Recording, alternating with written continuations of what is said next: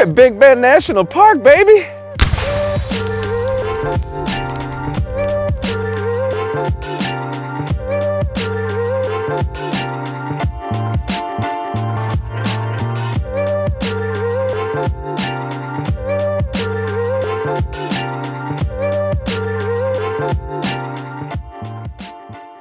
Here we are at Camp Murder, pulled off on this nice little pull-off area. There's really not any place to, there aren't like big parking lots and like day use areas like I was kind of expecting, so we just made do. And if you're gonna come out here, I would suggest parking like in the middle of this and kind of taking up the whole darn thing. So get your tent set up first, that way nobody else comes and parks.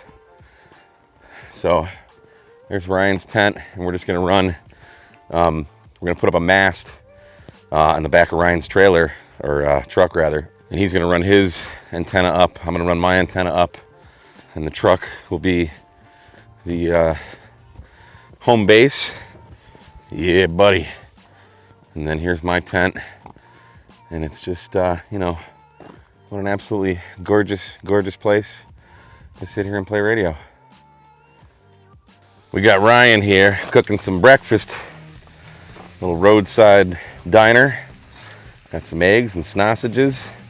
And do up some sausage McMuffins without the Mick. Yeah, good times.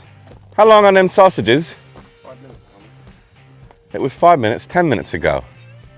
Definitely bring sunscreen and put on way more than you think you need. My arms are already red. Just from the last park we were at before we got here. So yeah, like even sitting under the tents, like for some reason you get sun. So protect yourself and drink a crap ton of water. The dry air here just sucks the moisture out of you. And beer, of course, you gotta do that. So yeah, stay hydrated. You're in the frickin' desert, even though it's kind of green now because it's in spring. So they did have some rain and, you know, kind of life flourishes now. But in the summer, I'm told this place is just bone dry. So yes, sunscreen and water, then radio. And breakfast is served. Look at that. This be the best breakfast I had. With this scenery, other than I gotta sit across from this guy. Oh! Well, that was a delicious breakfast. We got everything set up. Let's take a look. So we got the come and take it K-Murder tent. Got my, that's the Raddy 120 watt solar panel pointed at the sun. Been doing well for us here. Here's my operating station here, the 7300. The old $60 laptop. I've been doing some FT8 on 17 meters. Got old Big Geek here. I got one of these left if anybody wants a good battery box. You can go to k8mrd.square.site. And this GPS dongle has been a lifesaver because I was doing FT8. I had no idea what grid I was in. I needed to sync the time. There ain't no internet out here. That's the great thing about it. So best 12 bucks I ever spent. And I got this thanks to James at Quirky QRP. He sent me this. This is a little like mouse pad. Really good quality. Nice tough rubber and stuff. And it's got all the amateur band plans and phonetic alphabet, some common cue codes, all kinds of stuff. Here's all the like calling frequencies and things. This is really cool. I'll leave a link to, I think he's selling these now. It should be on his Etsy page. I'll link to these, but really cool. Let me show you a pro tip here. It gets a little windy out here. So I took my, my Gigaparts Explorer bag and I just hung it on the canopy. I still got enough crap in there. It's still got some weight to it. So just to give it a little bit of weight on the canopy here so it doesn't blow away. And yeah, that's pretty awesome. Antenna today, this is the second day actually, using the Pactenna end-fed half-wave with the K8MRD mod. Notice the yellow wire. And we got it set up. So one mast, two antennas. I'm using 17, so it's unlinked. I don't know where the heck it is. There it is. And this is the MFJ 43 foot. I think it's a 1917. I've got this one too. Yep, 1917. And at the top, both of our antennas are connected to that. Here's Ryan. He just got Alaska. So that's pretty awesome. He's on, you're on what, 20 meters now? Tango 0 Yeah, he just switched to, he was on 10 meters earlier. He just switched to 20. Probably having a lot better luck. QSL, hey man, thanks for Colorado and thanks for hunting, I appreciate it. 7-3, my friend, this is KF8IV, QRZ, Parks on the air. There you go. He's got himself a big geek, because he knows what's up. We've been using these bandpass filters. What was your call sign again? These are a key to being able to do multiple operators. They're from China. They're okay-ish, but they work. We get a little bit of bleed over on some bands, which, like when we're at field day at Jason's hunting lease, I think he's got the DX Engineering ones. He's got some good bandpass filters out there, and we don't have any of those problems. But we're making it happen. I've got 361 contacts on phone yesterday. I was doing some FT8, so I probably have around 400 contacts so far. I want to try and get a kilo at this park, so I need to need to get going. But I think the leader is like 700 and something. So my goal is to get to the top of the leaderboard at least. Some motorcycles. This is a really cool. If you're a motorcycle rider person, this is a really cool place. There's a lot of twisty, turny roads all through the mountains there. We drove out there yesterday. It's just really beautiful. So if you like laying down your motorcycle there, this is a cool place to come. All right, I'm gonna go play more radio. So we learned something yesterday, and I've said this more than once. If you're ever lost in the desert, just set up an antenna and someone will walk through it. That's exactly what happened yesterday. We got into the park, we found what we thought was gonna be a really secluded area, got everything set up. It was a little picnic area. There's like literally 2 picnic benches, and we set up there. Ryan was using the end-fed. I had my DX Commander set up, and literally the second we got everything set up, I can't make this up, a couple walked through and they're like, is it okay if we walk through here? They wanted to walk through the radio field.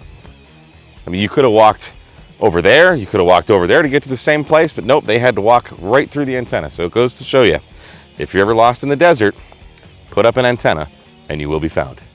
So this is how awesome these bandpass filters are. There's the 18 megahertz bandpass filter plugged in right now, yet I'm still on 15 meters and we're hearing signals. There's the OVF from Ryan transmitting on 20 meters, interfering.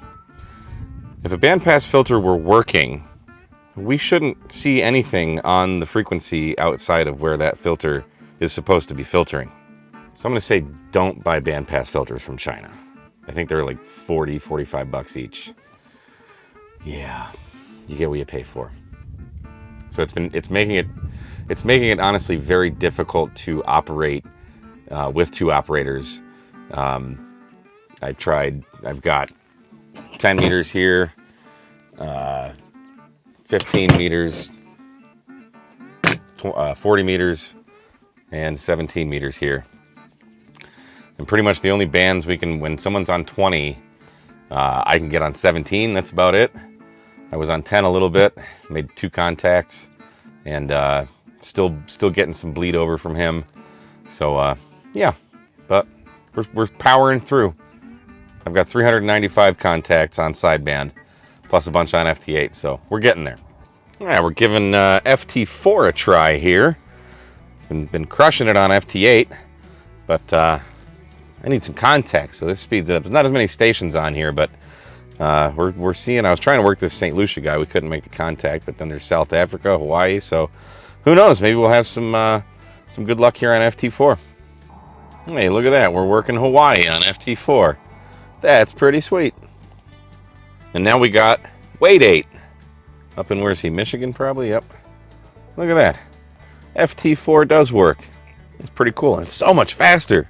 The problem is there's not as many people on there, so it probably still takes the same amount of time as FT8 to make to rack up the contacts. But hey, we're making it happen. All right, so we learned something new today. Park ranger drove by and basically told us we couldn't have this set up the way we are just because it's so big. You'd have to actually get like a special use permit, and they, you know, kind of find us a place more remote where we can do this. So we got to pack up, probably drive around and maybe just activate from the car with a Tar Heel. We did that the night we got here and actually had pretty good luck. So we shall see, but for now, we got to tear all this stuff down. All right, so we're all packed up.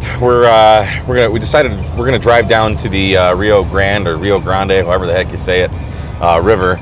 It's about a 35-mile drive of absolutely beautiful scenery. So I guess technically I've seen that river I think when we were in El Paso, but not up close. So this should be pretty.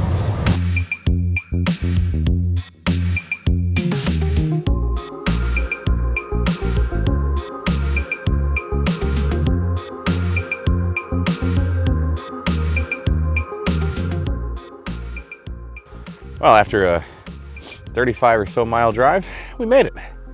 It's absolutely beautiful out here. There she is in all her glory. Doesn't look very grand though, I'm not gonna lie. That's it. But just look at all the beauty. So I guess that's Mexico across the river, I think. Perhaps. Look at these mountains. Absolutely gorgeous.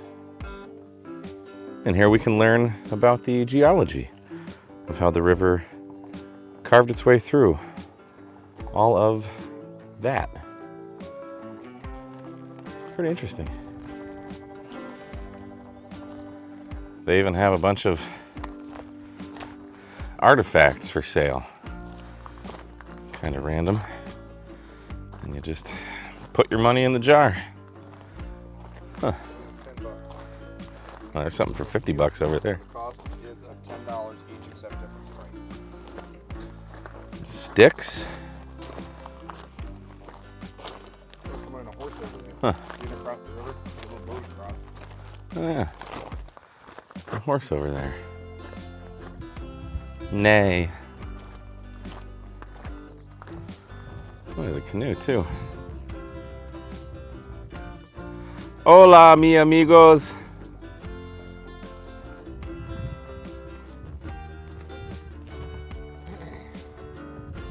These little turtles just waving their head. I just with the wind, I would guess. All right, back at the hotel. We didn't end up activating anymore after the Rio Grande. So we're pretty exhausted. We were out for like 12 hours yesterday and probably another 6 hours today before we got busted. We're at the Big Bend Resort and Adventures Motel RV Park and Restaurant. I'll show you our deluxe accommodations here. Nice cactus right in the way here. So come on and check out our crib. Deluxe accommodations here. Here we have Ryan in the, this is the master suite here. And then over there is the guest bedroom. We immediately took the comforters off the beds and threw them in the corner because they're gross. They're probably like from 1970 or something. It's pretty bad. The pillowcases probably were white at some point. But yeah, everything in here probably has AIDS. Like nothing's ever been cleaned. But look at this phone.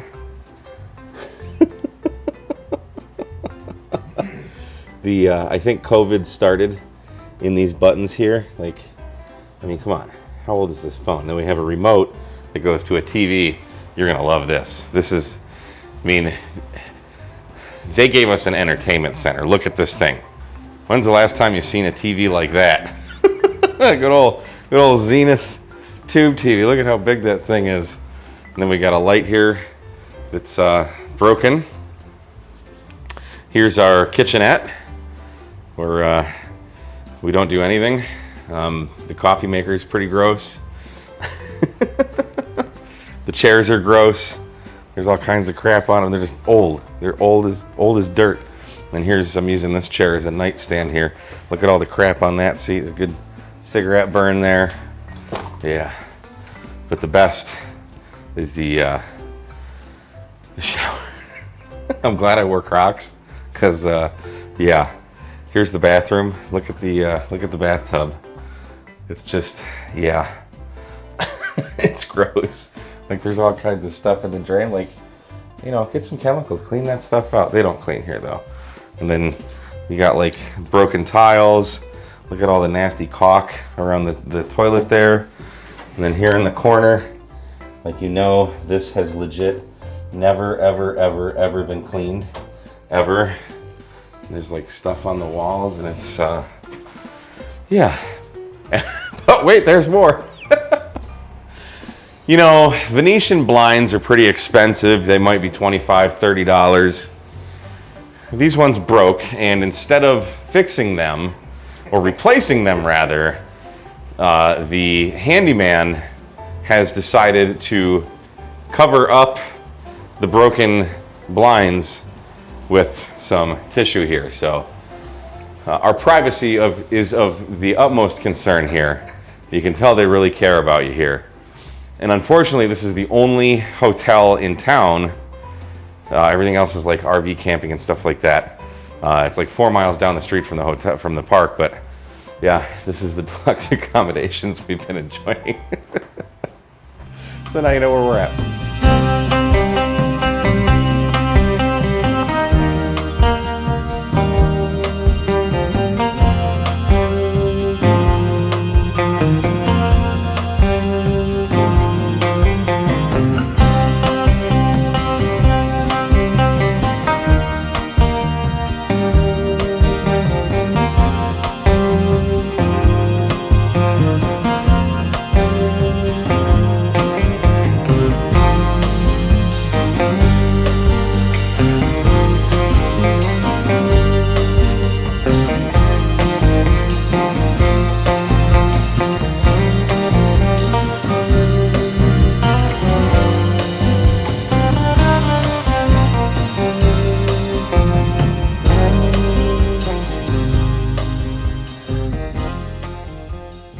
Sun's about to go down. It's just before 6:15.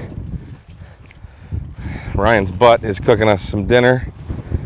Taking the asparagus off the grill. We got some roadside ribeyes here. Road steaks. Roadside ribeyes, man. That's the way to go. Ready to put them on? Yeah. So this doesn't suck. Absolutely gorgeous out here. And this is how you do it. A couple chairs, cooler at the table. Some roadside ribeyes, baked potato, some asparagus. Not so bad.